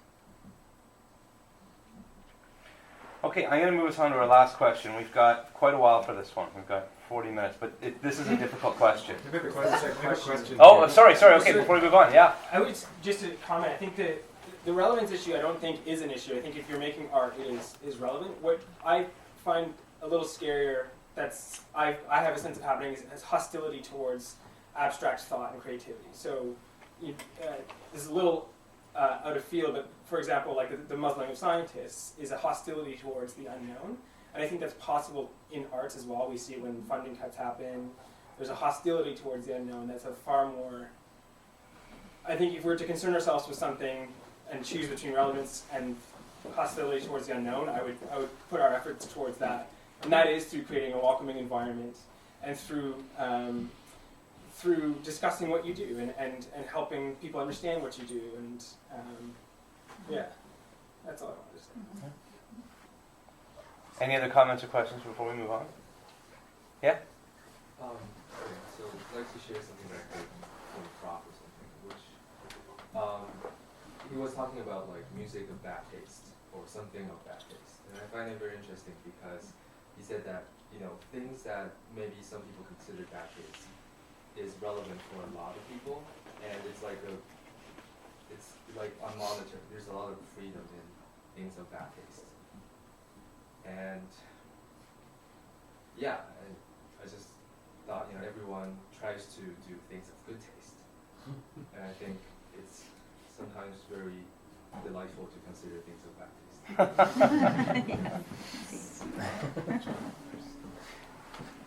All right. This is, I mean, I want to move on to the issue of diversity. And at first, when we were developing these questions, it felt tacked on. And then as we discussed it, I wonder if it's rooted, if it's really all much more interconnected than maybe obvious. So the contemporary classical music community does not yet represent the diversity of today's Canada from many standpoints. including socioeconomic status, culture, and gender. Is it possible new music might find more interest and support if it better represents the society around us? Is there potential for interdisciplinary practice to shift us away from the status quo to a more balanced and diverse perspective? How have other disciplines fared in this respect? You want me to repeat that? There's a lot there. We can maybe tackle one bit at a time. Yeah. I mean, for one thing that comics is going for is that it's really cheap to make comic books, and you don't need to be good at drawing to do it either. Like, if you just have the right combination of narrative and style, you can really get away with not a lot of talent. I mean, you have talent, obviously, but you don't have a lot of technical skill. So like, I mean to say this more, that there's very little barrier to entry. Like, you can just start making comics right away. All you need is a piece of paper and a pen. And then to get your comics out there, all you need is a scanner or a tablet. And like, those are things that you need, but it's pretty expensive. You don't need an orchestra. You don't need other collaborators on a film set. You don't need to know really anything besides how to operate WordPress. And so what we've seen is a huge boom in diversity with online comics. It's like because there's no barrier to entry, you can just start doing it, and if your work is good, you find an audience. And so our festival, over the years, you see like our gender parity is pretty much 50-50 now. For exhibitors, our attendees, we did like a voluntary sign up, and actually we had more women fill out the survey than men, which I don't think is actually accurate for our attendees, but it's also pretty close. And then when it comes to race, we're still pretty white, but like it is getting better. And it's just like inches over time as more people get to make the work, and then. So do you think it's because of the low barrier to entry, if I could use that term, that's helped make it more? I mean, comics, you think traditionally have always been boys, right? I mean, historically. Yeah. Right. So to hear that that's 50-50 is really quite encouraging. You would chalk that up to? Yeah, I would chalk it up to two things. One, I would chalk it up to two bigger publishers identifying kids as a market that is healthy, and like comics is a growing category in publishing right now, and so there's more opportunities now just for everybody, and there's more opportunities coming at a time when there isn't the same like old boys club that was there before. Like, the publishing industry is majority women in terms of like publishing sales and everything. I mean, maybe not at the biggest publishers, but the younger guard coming up. So I see that like there's just more opportunity, and then I see like in terms of like traditional publishing models, but also in non-traditional, which is online, because you can literally be anybody, and you can be any color, and you can find an audience, and you will never know because you were never seen with your material. Like, you were just an avatar on your Twitter profile, and that could be one of your characters. Like, it's comics is often very invisible until you come to an event like mine, and then you actually see who the people are who make these things. Film is incredibly dominated by white men, and it's interesting because if you look at the admissions level at the university, it's not that bad. You know, it's pretty much 50-50 women who went into my program. Not as good in terms of ethnic diversity, but not bad. But when you look at who's actually the roles that people end up filling even by the time they graduate, it really skews toward white men directing the thesis films. And I don't think it's something to do with the institution. I think it's part of a much larger social issue. And I don't know what the answer is, but I think it's seen as a problem, certainly with our industry and within our industry. Yet attempts to change it seem not to have really had a great deal of impact. I know a lot of female producers. I know only a small handful of female directors, voices behind the projects, and that's a huge problem. Same from an ethnic diversity standpoint, and I think all of our different disciplines suffer when that's the case. If we're looking at not just engaging with different communities, but also being influenced by unique viewpoints, we like our art form suffers and our ability to engage as a community and also suffers when it's just a bunch of white dudes like myself making stuff. I think I can afford to say this because I'm a little bit, in some ways I kind of keep myself out of the loop intentionally. And I think that the only way to correct what is completely horrifying when because I printed out a whole bunch of stuff about visual art and the gender gap and the like breaking down the demographics of the New Whitney Museum's inaugural exhibition. Guess what? 80% white European and then everybody else. Guess what? 30% female, 70% male. There's something like that. There's this pattern that keeps going, and sort of, it sort of gets corrected, but then it recedes, and then it gets corrected, and one example is a woman who ran a Three Walls Gallery until just this year when she got a job in New York. She ran it for 15 years, and for 15 years she programmed more than 50% women. I think it was 57% women. She actually did a tally of how many women she programmed. And this is an artist-run center in the United States where there is no artist-run center funding. It's all done by private donor fundraising, and they sort of kill themselves every year to do this. And she got shit from her colleagues for programming so many. Why do you program so many women? Why aren't you programming more of everybody else? And this idea of, are you serious? You're giving me shit for programming 57% women. When you look at the output of the School of the Arts of Chicago, it's 60% women. It is on the board. That's who graduates. And so you have to sort of respect that. And so my only answer to a question about how to make it better or how to make it work and more representative is we have to be militant about it. And I heard a rumor, and I hope I'm not outing anyone, that there is a well-known, incredibly talented female musician in Canada who now refuses to go to any concerts that don't have a woman composer on the what do you call it? On the program. And I've also heard of a few academics who refuse to sit on any panel where there aren't any women. Male academics who've said this, And there's something to be said for just being militant. I mean, you don't have to go and set people on fire, but you should actually express your outrage when, it's an all-white panel. I mean, this is all white, right? I mean, somebody should say something. Okay, I said something, right? We need to sort of go out of our way to correct it. It's not about tokenism, and it's not about, just trying to get funding by having someone First Nations here or having someone black here. It's not. It's about actually being inclusive, and it has nothing to do with money. It has to do with wanting to have those conversations with more than just, people who keep reiterating the same stuff, right? So I found that when I was looking through this information here, I was sort of shocked. People saying things about gender gaps and then not doing anything about them. A well-known collector saying, I just like art by men better. These things need to be corrected. So I think that the only way to do it is to just be militant but funny. Militant but humorous. Literally say, oh, you would like me to do that? That's great. Well, then you'll have to do this too. And then that's how we'll fix it. And eventually it'll get corrected, but I think it'll get corrected more quickly if we actually start making it stink. But it can only be corrected because the problem is systemic, and so the solution needs to be. It can't just be. For us, it can't just be, oh, well, we've admitted 50% women at the university, so our job is done. It has to be, like now Bravo, which funds short films, has said that they will own 50% of their programs will be female directors, period. And there was fabulous. Yeah, which love is really the 50%. great.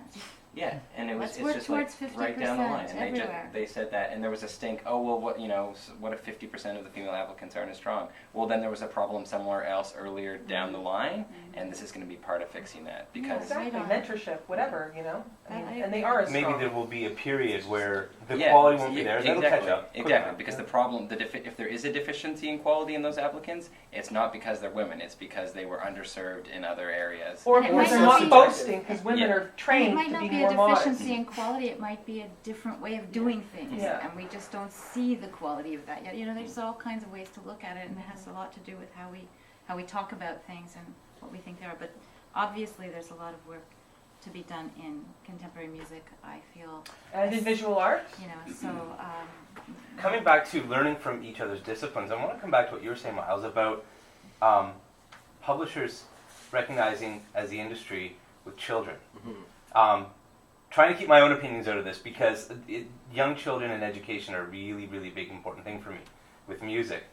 But I wonder if that might be part of the key as well, is not just increasing the viability of our various practices, but amongst different cultures, different, you know, whether it's gender, whether it's culture, whether it's all that stuff. Maybe it really needs to begin at that young level. I mean, publishers go after it because it's a market, it's commercial, but you know, I mean, money talks, right? Yeah. So what can we learn from that? Yeah, what's really exciting in comics right now is that there's a woman named Miranda Telgemeier, and she had the 3 of the top 10 New York Times bestselling books earlier this spring when her new book came out. She has Smile, Drama, and Sisters was her most recent one, and there's like a whole generation of little girls who are gonna read Miranda Telgemeier and then go out and make their own comics in like 10 years. And that's gonna be so good.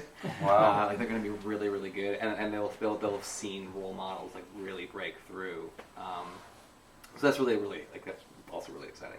And because it's sort of coming from this academic sphere, books about diversity or with diverse characters or with trans issues or any of these things or accessibility issues, those books get picked up in libraries, and like that is a huge way that the medium is growing right now for us. It actually is libraries. Like it's one of the most circulated categories in the Toronto Public Library system is graphic novels, and so I see that as a great way that the medium is going to grow. Dance is traditionally all women. I mean, you look at dance schools; they're all little girls, and but of course, the people in charge are guys. You know, of mostly. What's the ratio of choreographers? Do you have any idea? There's a lot of women choreographers. There's a lot of women, but if So you, then who's in? I was sorry, maybe I was no, just like thinking artistic choreographers. directors or big, Okay, big, all right. big shots, The like biggest ones. the yeah. big one, the big honchos. You know, Okay. they're guys. But so it's typically a place where you see a lot more women than men, but often the man will fall into a position of power. But as far as diversity, also we look at ballet. It's completely white, right? Especially here, not in America, in the United States, but and it's again, it has to do with education. Like we have a program in our neighborhood where we have free ballet classes for kids in the neighborhood, and there's no white kids. They're all black or Hispanic, and that's the only place they can actually learn to dance for free. So of course it is economic, and so the change has to be right at the beginning, because they need the exposure and they need the understanding. They need to, and it's in our at least in contemporary dance, I would say that we do, I think, pretty well. But I personally make like conscious efforts to go, and you make sure you hire not just the white guy, you know what I mean? Like you, and it's true. Like sometimes you'll have a situation where a person is more trained because they have more access training, and one is less. But you go for the one that's less to give them a chance, because you need to rebalance. Because you need to also represent your own community. Like, so it's you have to be exactly what you're saying. You have to be willing, and you have to be willing to make a point and make it loud, and it. Like when I was talking about, we've commissioned so many composers in our dance company, but all of them are white male, and I never thought about it. When you were saying it, I was like, oh yeah, that's right. So what's that about? I don't know. I mean, you know what I mean? Like I never thought about it. That's terrible. I've never thought about it. But Well, you know, you're not alone. I mean, I don't No, mean to but say you're I didn't female think in about a it. female-dominated practice, Yeah. right? Linda, I'd like to get your perspective on that, because you're female in a male-dominated practice. Lauren, so you never noticed it, but because No, I that's sort of did- status quo, right? Most of our collaborators are male. Yeah. See, that's what I mean by the big shots. I mean like the lighting designers, the costume, like, but the workers are women, like the dancers are, you know what I mean? Mhm. So that's what I see, I experience. But you didn't notice it because it was status quo. But Linda, for you, it wouldn't be, because No, I mean, you know, I was trying to remember. I was lucky that I grew up going to a lot of concerts, because my mother took me to the Philharmonic in New York and this and that. But the first time I heard a piece by a woman composer was when I was at Stony Brook, a fellow student, Wendy Chambers, in a concert. That was the first time I heard actual piece played, piano solos. I remember I really liked it. So it wasn't around me much, you know. I didn't, and it was never talked about in university the whole way through. Not one woman composer mentioned. Really? No. It's a little better now, but the books haven't changed that much. There's a lot of people left out. And so I think I do think we have a lot of work to do, and I think even in terms of classical music, you know, what's that classical station that you hear at the dentist, you know, 96.3 or whatever it is. Yeah. There's no classical period music. There's a lot of music written by women in the olden times that could be played. Beautiful pieces that could really help people be at the dentist just as much as Schubert. Maybe more so. And they're not; those pieces are not being played. You know, there's lots of Baroque music by women composers. It's just not on the radar. And so, if you don't see yourself there when you go to the concerts, I think this is such a big issue, and I'm so aware of my students and their insecurity, the women students and their the men students have insecurities too. Being a composer, it's just difficult.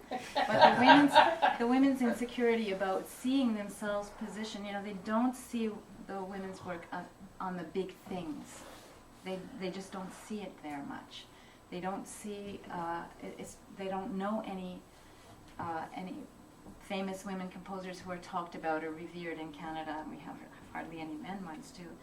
But you know, I think it's important. I keep going back in my mind to this experience I had in this concert where there was this child 2 rows ahead of me at a new music concert, new music for harpsichord. And she was with her mother, and she, you know, she was kind of like this through the concert, and but she was listening, but I was the only composer present. It was all new music, and I spoke before my piece like we do, which I think is tremendously important for people to see living composers. And after the concert was over, we all were invited to go up and look at the harpsichord, and I just was walking there, and I heard this little voice say, "Excuse me, Mrs. Smith." And I turned around, and it's the little girl. And she was like just standing there, and her mother was kind of off watching. And I said, "Oh, hello." And she said, this is her exact words, which I still don't know what she meant. "When I grow up, can I join you?" And so I said, "Yes, you can." And I said, and she said, she got all very excited, and she said, "I play the piano, you know." And I said, "Good, so you can make your own music too." And she was like, and she went to her mom. She was like so filled with excitement. And I think this idea of "when I grow up, can I join you" is something that's been resonating with me, because we need everybody to feel they can join. Everybody should feel it from everywhere. Everybody should feel like they have a place at the table, which we don't always feel. Let's face it. Did you not feel that, or did you feel you didn't have a place at the table when you were younger? When I was younger, I was stupid, right? So I just Come on. I'm smarter now, but I just did it. I just thought I could do it. I wasn't tabulating that there were no women around me. I didn't really notice, because I was just, and then I started to notice, because then I got into university and all my colleagues were guys, and you know, it just took a while for me to see who else was around and to find the works, because when I was in university there weren't very many recordings and there was no YouTube because I'm ancient. And now you can find stuff, you know, you can just, if you can dig, you know, and that's so nice to be able to do it. And the thing that really got me thinking about it was when the young women students at the University of Victoria invited me to give a talk on being a woman composer. It's about, 10 years ago or something. More than that. And so I had to think about that. I had to really think about it, because there was now, like, at that point, I had been the only woman student at that same university, and now there were like 7, 8 women had a bake sale to raise money to bring me out, right, and do this lecture. So that got me thinking about it more. But there certainly have been times where, you know, I didn't feel invited to the table, but it could have been aesthetics. you know. There's always more than one thing going on at a time. I was never sure it was just gender. You know, sometimes the aesthetic world that you're in doesn't appeal to certain other people who are holding the curatorship reins. You know. I love that. I love that story about the little girl. It's incredibly touching. And there's this really funny anecdote. Carolee Schneemann, who's a very, very well-known female performance artist, kind of canonical figure in the American contemporary art, and she begins her interior scroll performance. I think one of the lines is "Cézanne, she was a woman," because Carolee Schneemann explains that when she was a little girl, she would look at these books of art, and she found this book on Cézanne, and she thought it was a woman, a female artist, and it was one of her kind of role models. All these beautiful, works. Oh my God, I could do that because and she didn't realize until she was, I think, in university that Cézanne was a male. And then it kind of got her there, she rode that one, even if it was kind of and one of the anecdotes that I have, and again it comes back to pedagogical, is that, of course, with 90% non-white students, I'm not going to show only white male artists, but of course the majority of the material that I have historically, and of course most of the critical texts are written from a white European descendant male perspective, and so I have to sort of touch on the canonical works, because if I don't, I'm not giving them the proper Western contemporary art education. But I love it. I just love that moment. A third of the way through the lecture, when I pop on my first slide of an artist from China, or an artist from South Asia somewhere, or an artist from Singapore, anywhere, and I see like 3/4 of my class just sort of sit up. They've sort of been slumping, watching John Baldessari this, and Guido this, and then I suddenly show on Drishing Men, and then they're like, right, or and it's just beautiful to see like them see themselves, if that's their background, or just even the idea that they're seeing something that they haven't seen before, and then how it sort of turns from there, and then you see them asking questions, and I mean the best example of that was this year. I taught a 4th year class, and I mean I swear to God, these students had never seen some of these artists, and I was kind of miffed at my colleagues for like what the hell is going on? But they were seeing these artists for the first time, and they were just like energized. And it was just fantastic, because these are 4th year students who are in their graduating year, their thesis year, and they're getting these moments where they're actually saying, oh, this could actually be something that I could do. Mm-hmm. It's about me too, right? Because they're getting told that repeatedly when they're showing their work, but they're not necessarily seeing it in the works they're being shown in their art history classes, and that is just a total disgrace, right? Because this is really important. It's really important. It's going on.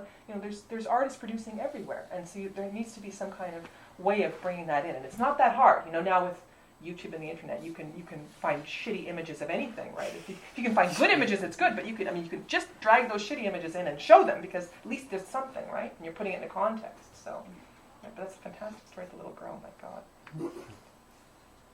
There's a question. I want to bring up that I think part of this discussion, as with any discussion, is the frame in which we're discussing this. We're discussing it in the frame of Western classical music in the kind of European-centric gaze, and I think here we are sitting in the Canadian Music Centre, and we're talking about maybe a sum total of 1% of the music being made in Canada, and that we should have this kind of the frame in which I see this discussed often is that how can we bring kind of the other in, whereas I think we could reframe that in how can we bring ourselves as white European, most likely male, out, and how can we have a more free dialogue that's not this kind of colonial leftover of you should come to us. I'm gonna offer a comment on that. Now I might be misunderstanding you, but the thought of us going out to them sounds awfully colonial to me. I mean, I think I'm misunderstanding, but yeah, Matthew. Well, what I'm thinking along those lines is like, as someone who works at the Canadian Music Centre, I don't want to say, oh, the only reason you belong here is if you write music like this. Mm. And I know for me, a big part of my work is, oh, you're making this music, and that's awesome. I'd love for you to do that here. and let's create a space where you would feel comfortable doing that here. So that's kind of how I was interpreting Joseph's Reaching out comment. and listening. It's like Yeah. not saying to the person who is writing calypso, it's like, well, can you orchestrate that for a string quartet and then play it here? or like, I don't know. So I kind of see it that way. Just that you don't try and create the expectation that the only reason we're going to have diversity is if a person of a diverse background meets this aesthetic requirement. Exactly. Yeah. Okay, I understand. Yeah, I was going to bring that up too, but I forgot. That I always wonder, because I've had experience at the Canadian Music Centre in Montreal, because Mark played piano for many years, and I always wondered, why is it just concert music? Why is there not, why is there not more, I don't know, even to be recognized as a composer when you don't score something, like even if you're an improviser, you're not a composer suddenly, and I always wondered about that question, like why is there not more Canadian music, broadly at the Canadian Music Centre? Why is it only concert music? And is there, it's probably in the manifest, but how could that be shifted a little bit? I don't expect. It's been discussed in these walls for years now. Wouldn't say it's only. It is predominantly, but definitely not only, and it's changing, and we're trying to. But relating back to the impressions people will have, it's like they will see things on that shelf, and like there is this physicality to it that really dominates. And without turning this into a question of the origins and trajectories of the CMC, it's like, there is a lot that was at the core of the organization when it was founded, and it was defined by white men in Toronto, and some of them are still connected to the CMC, but I think, talking with them, it's like, when we used the word music in the 50s, it was to refer to Western European classical music. Music meant that music, and now the word music means much more. And I think the Canadian Music Centre can do a lot to acknowledge that. This similar thing happened at the Banff Centre.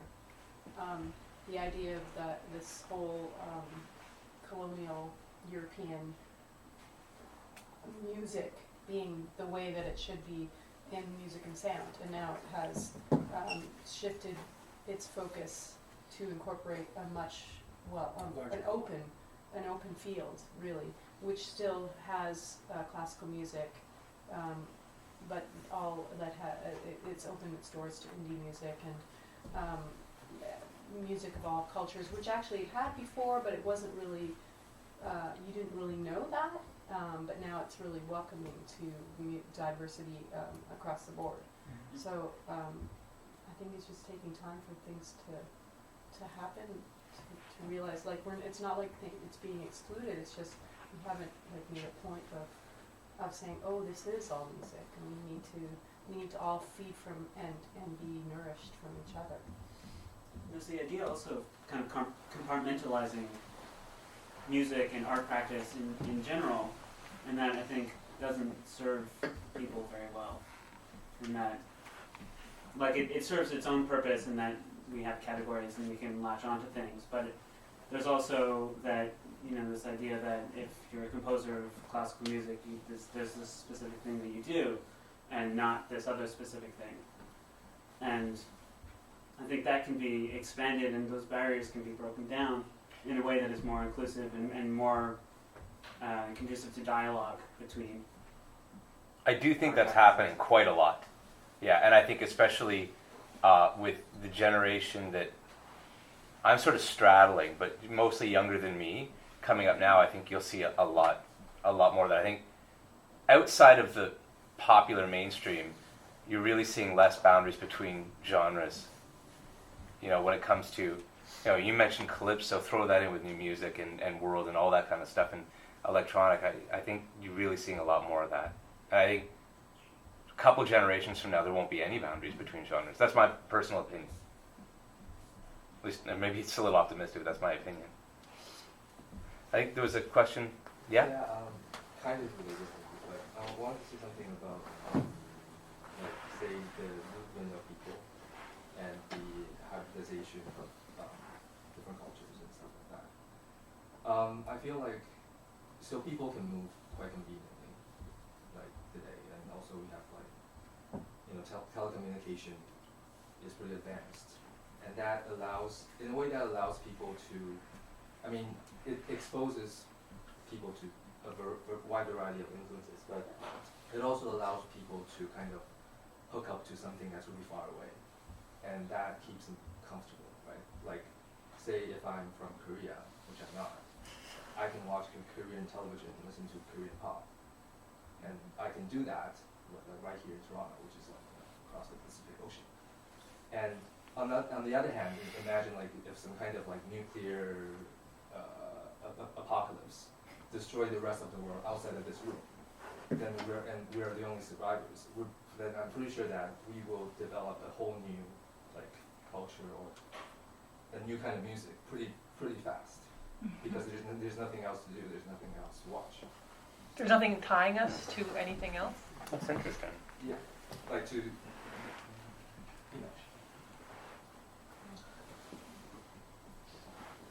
Let's do it. Can I get my wife in case here first? Just, yes.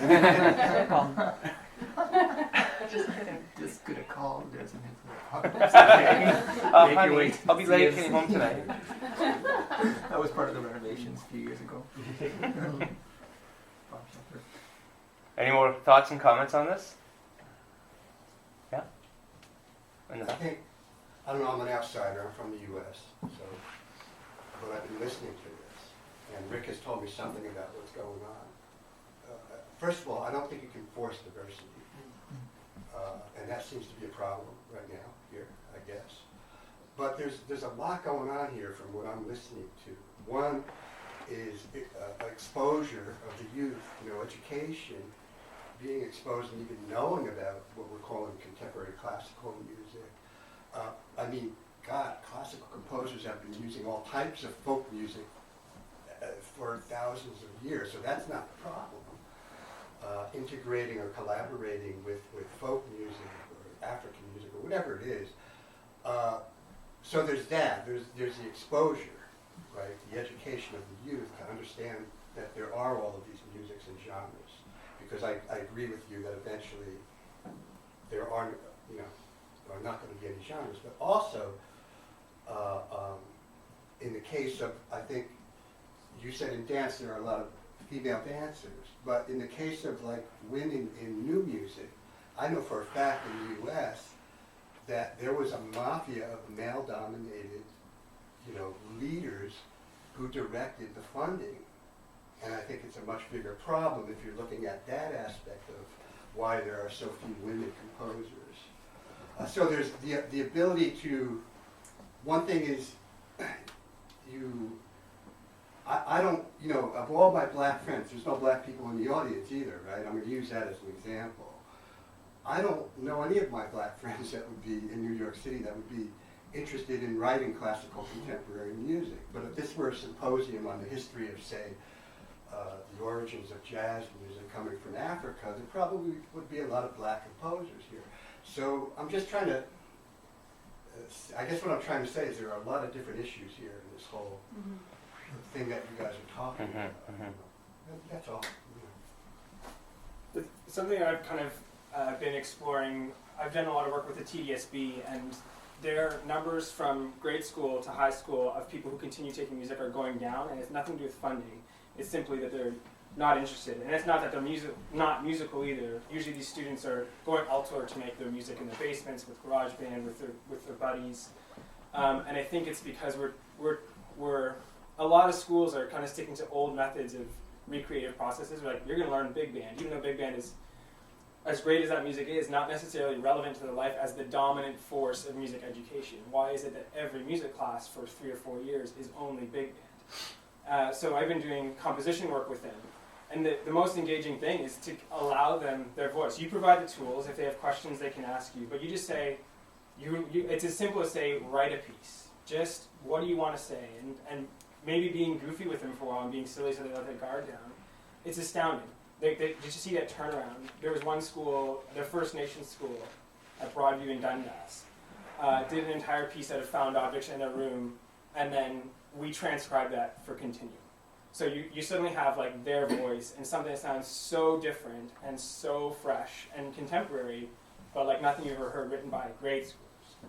And so I think my question would be, why should, if the way we teach right now, the established way and the way that's kind of just as it is, we teach, why should someone who's from the outside decide to come into it if we're not even listening to what they want to say, or listening to their voice, or listening to their approach?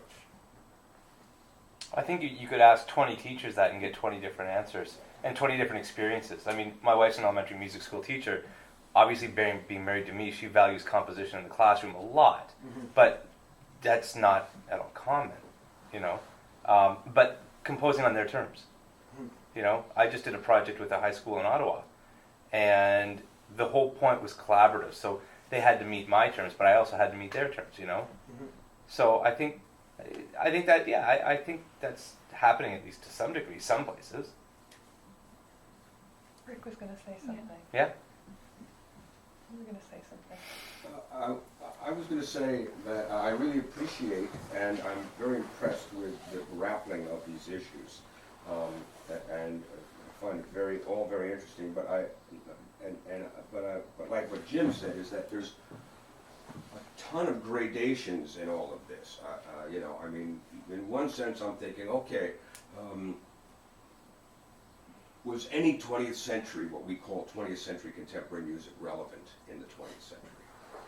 And then I'm thinking, okay, so Museum of Modern Art, MoMA, we want MoMA to be more like the Art Gallery of Ontario, where we've got children doing painting over here, and we've got classical, you know, Dutch paintings over there, and there's a room of contemporary art over there, and then I'm thinking, oh no, because MoMA wants diversity. It's got African contemporary. It's got whatever. But no, that's not true, because we're not. When we say contemporary, we can't talk about MoMA. We can talk more about the Art Gallery of Ontario, where we're much more community-minded, and we've got, you know, issues about accessibility and health and social science.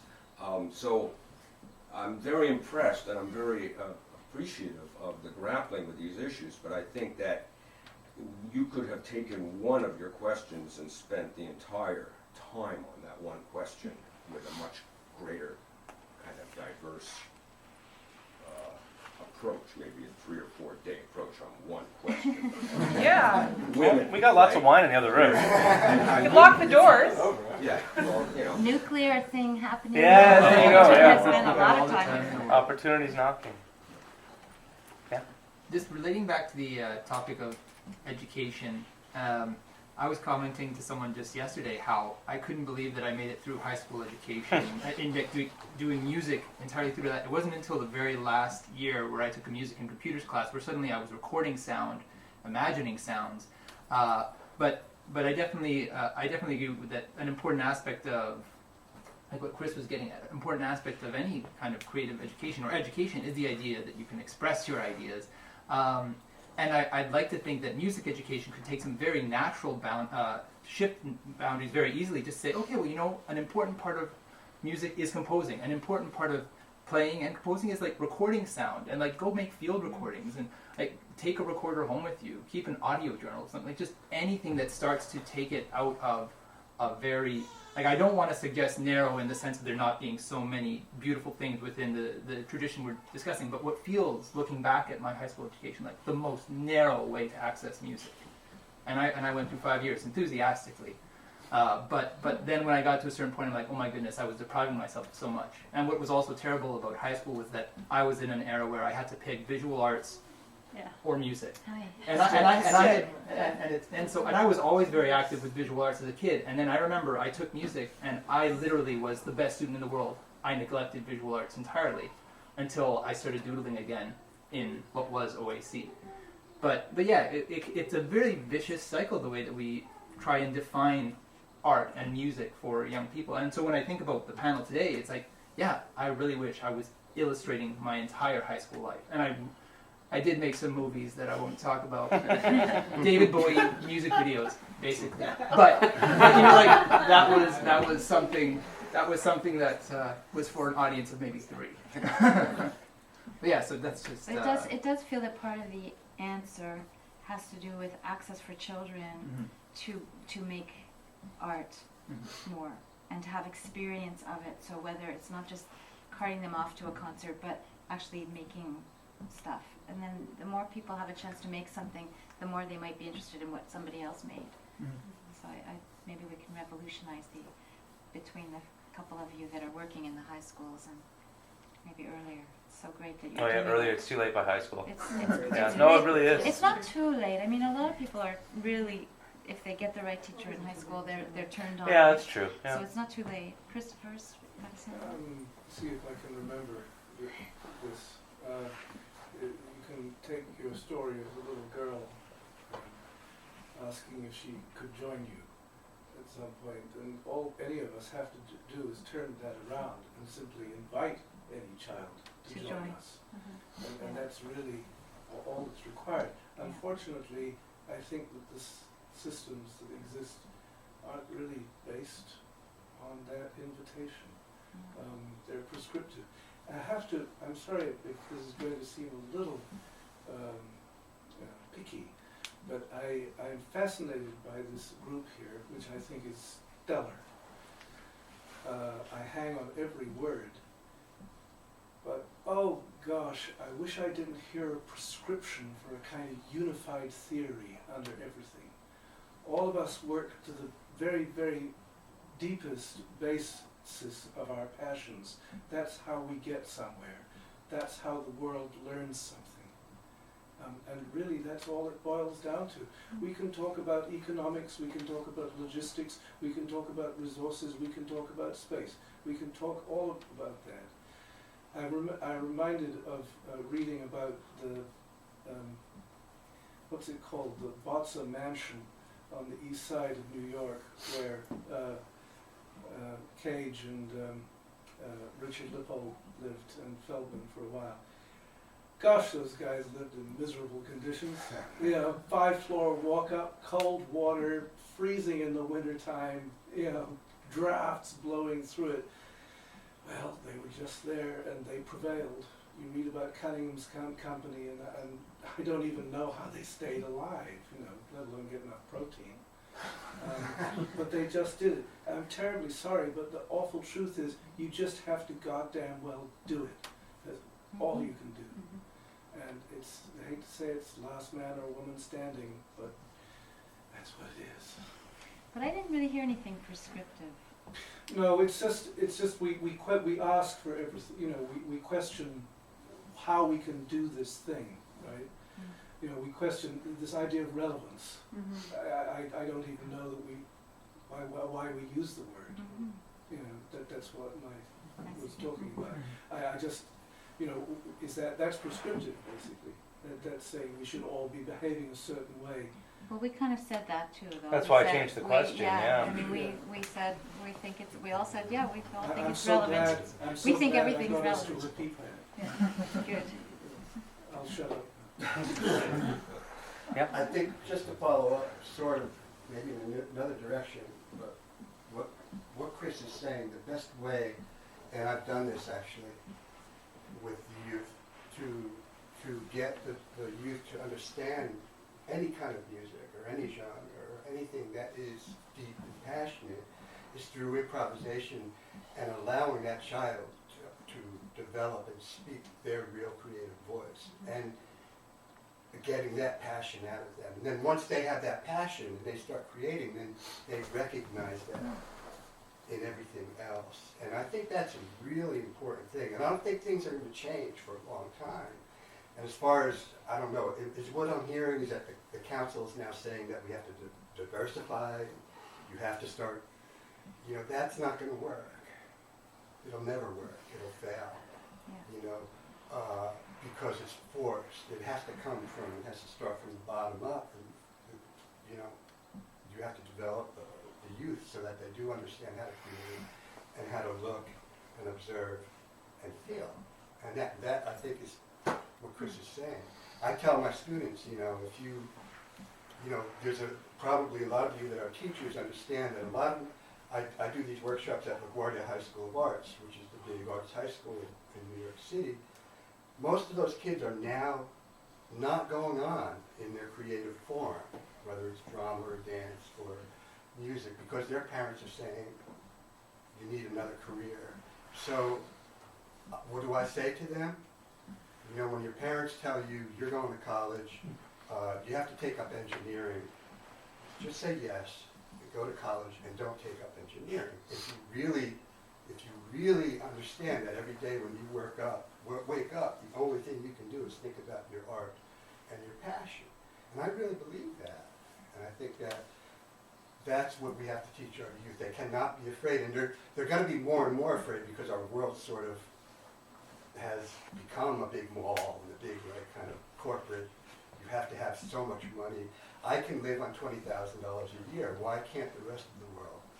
Comfortably. Most of the world does. Comfortably in New York Yeah. City.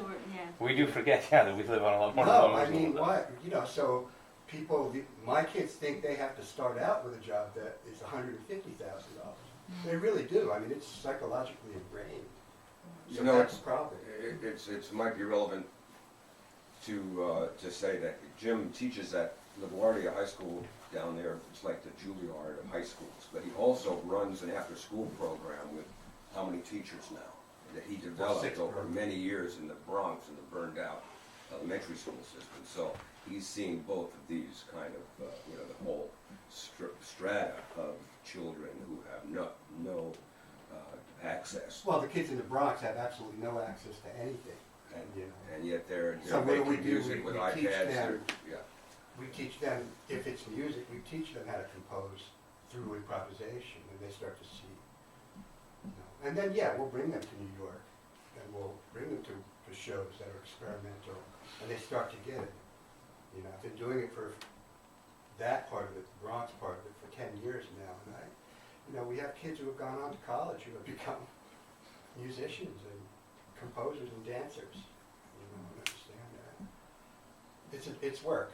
It's work. Following up a bit though about sort of forcing things. I help curate my festival with a few other. It's actually all guys. But one of the things that we do when we are making our list together is that we are like, okay, well, we are not the gatekeepers of what we do, but like we have an opportunity to shine light on 30 featured creators every year, and when we put that list together, part of making that list is making sure that it is as diverse as possible for that year, and who can we invite, who can we get this year, who have we never had before, and letting that sort of dictate what our year is going to be like. And so we're really book focused, really new product focused, but I can make a festival every year with just dudes, and I get a great crowd, but that's boring and crappy, and has happened for a very long time. And so it's not like I wouldn't call it forcing. I would call it more as like opening the gates. It's like everyone come on. Yeah. It's Yeah, not. You have to find the right creators and the right projects, but it's not that hard when we go into our year to be like, all right, like who is going to be our guest this year? Who are we going to promote and put our spotlight on? And I think the last couple of years we're seeing great returns on that by putting different kind of creators in the forefront that the festival 10 years ago wouldn't have, but also couldn't have because the festival was much smaller. Yes. I think it's also being not so much a forcing, but being very vigilant. I see it like understanding that, for example, if I look at a group of 10 dancers, certain dancers haven't had opportunities the same. So then you can decide to make an impact on their lives by giving them a chance. And, is that being forcing things? I don't know, but it kind of, I don't know, I was lucky. I'm from Quebec, so I'm kind of a minority. But no, but I was lucky that over there it was completely paid because that's the arts, and you go to dance school and it's paid by the government. But it's not; those systems are not. Shouldn't that kind of thing though should be happening naturally, right? I mean, it should, with people like us that we just open up. We should be looking for that naturally. Yeah. Uh, But I think it's up to us as well in everything that we do to try Yeah. to help, like in the Yeah. small ways, you Yeah. know, like Just to a be kid mindful. doesn't have money to pay for dance class, well, look at the background and go, okay, I will make this work. I think it's all in the little ways. It's Yeah. not the Yeah. big institution are not going to fix it. But They're sometimes like, to beat the bushes, like sometimes if you don't have women applying for something, let's say competition, right.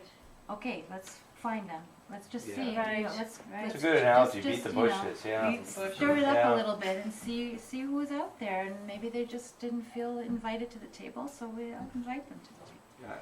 Yeah, 2 years ago we realized that we had a lot of female guests that were going to come that year, and so we decided to make our initial announcement, like our first announcement of our dates and who's coming, and it was an all-female lineup, and nowhere in the press release did we mention that. It was just like, here they are. It's our first 6 featured guests, and people picked up on it, but no, everyone was actually like really cool about it. No one was like, what pandering monsters these people are. Pander away. We're Yeah, okay exactly. With that. And it was a nice little touch. It was just like, here they are. There's no mention. There's no comment. And people responded really, really well to that. And subsequently we have had like an all-male announcement, but not 6 guys, just 2.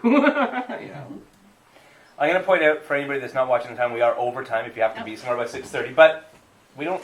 Do we have to vacate? Are we going to get the bums rush out of the CMC? Because this conversation's interesting, and I don't really see any reason to stop it if we don't want to.